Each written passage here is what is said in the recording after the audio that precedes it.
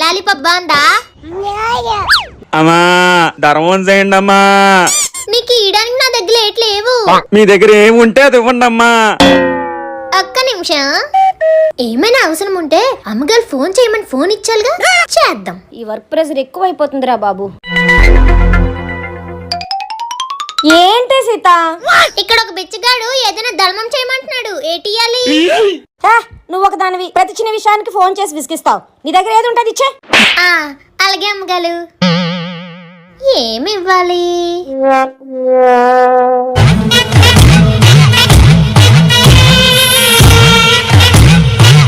A few moments later. అమ్మగారు వచ్చేసాను.